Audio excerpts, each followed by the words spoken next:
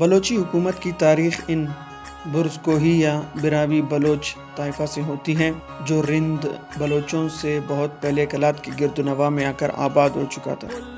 اس زمانے میں جیسا کہ لکھا جا چکا ہے کلات پر سیوا نامی ایک ہندو دراوڑ خاندان کی حکومت تھی۔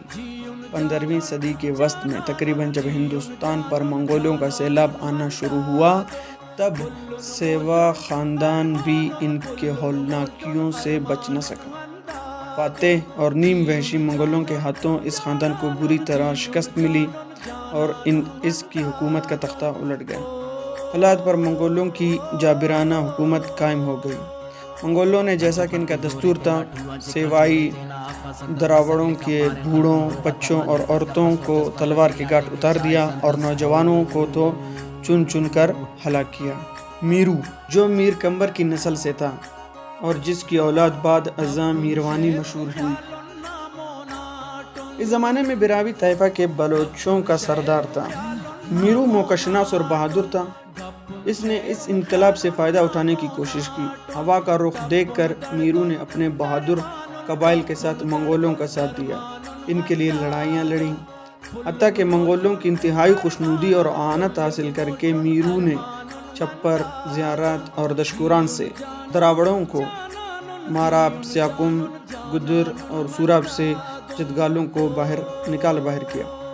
ان کے اراضیات پر خود قابض ہو کر بیٹھ گیا۔ اس انقلاب سے میرو کی قدم اس علاقے میں مضبوط جم گئے۔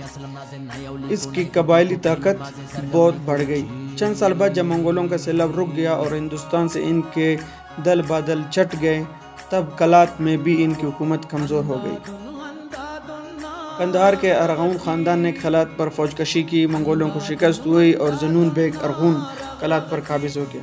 اس وقت سردار میرو فوت ہو چکا تھا اور اس کا لڑکا میر عمر بلوچوں کا سردار تھا۔ یہاں سے بلوچی حکومت کی تاریخ شروع ہوتی ہے۔ میر عمر کا لڑکا 1511 عیسوی میں میرو کے بعد بلوچوں کا سردار منتخب ہوا۔ میر عمر باپ کی طرح بہادر، ہوشیار اور موقع شناس تھا۔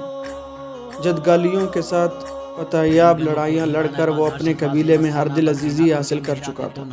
اس زمانے میں زنون بیگ ارغون شاہ بیگ ارغون حاکم قندھار کی طرف سے کلات کا گورنر تھا۔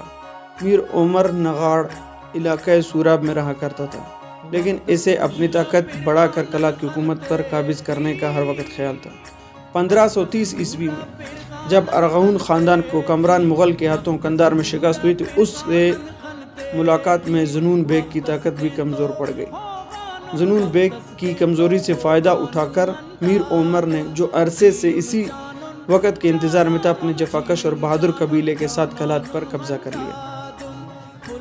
زنون بیگ نے جان توڑ مقابلہ کیا لیکن جنگ آزمودہ اور جفاکش بلوچوں کے سامنے زیادہ دیر تک نہ ٹھہر سکا اور شکست کھا کر افغانستان کی طرف فرار ہو گیا۔ میر عمر کو فتح ہوئی اور کلات پر قابض ہو کر اس نے کلات میں بلوچی حکومت کی داغ بیل ڈالی۔ سردار شہک رند اور گورام لاشاری کا کلات پر حملہ۔ اسی زمانے میں سردار شہک رند اور اس کا لڑکا میر چاکر اور میر گورام لاشاری اپنے اپنے قبائل کے ساتھ مکران سے نکل کر جالوان کے پہاڑوں اور وادیوں میں مال مویشی چراتے اور آباد علاقوں میں لوٹ مار کیا کرتے تھے۔ سردار شہک رند اور میر گورام لاشاری کو جب میر عمر کے کلات پر قابض ہونے کی اطلاع ملی تو قبائلی رقابت کی آگ سے برا فروختہ ہو کر میر عمر کی مخالفت پر آمادہ ہو گئے۔ چونکہ میر شہک رند اور میر گورام لاشاری اپنے آپ کو تمام بلوچ قبائل کا سردار خیال کرتے تھے، اس لیے وہ اسے برداشت نہیں کر سکتے تھے کہ ان کے ہوتے ہوئے کسی اور غیر معروف بلوچ قبیلے کا آدمی ان پر حکومت کرے۔ ان کی موجودگی میں کسی اور بلوچ کا حاکم ہونا ان کی غیرت پر کلنک کا ٹھیکہ اور رند اور لاشار کے سراسر توہین خیال کی جاتی تھی۔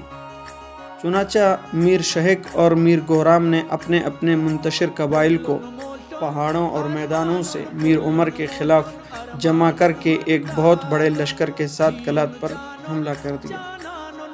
میر عمر میروانی مقابلے کو نکلا۔ بلوچ جو باہمی رقابت اور خانہ جنگیوں کے باعث بدنام مشہور ہیں، کلات کے سامنے آپس میں گت گئے۔ اور اس میدان میں خوب لڑے. آخرکار میر عمر لڑائی میں مارا گیا اور اس کے قبیلے کو شکست ہوئی. میر شاہ کرند اور میر خرم اللہ شانی نے بڑھ کر کلات پر قبضہ کیا. میر عمر کا قبیلہ منتشر ہو گیا. کرتا ہوں آپ کو ہماری یہ ویڈیو پسند آئی ہوگی، لہٰذا لائک، سبسکرائب اور بیل آئیکن کو دبانا مت بھولیے گا. بہت شکریہ.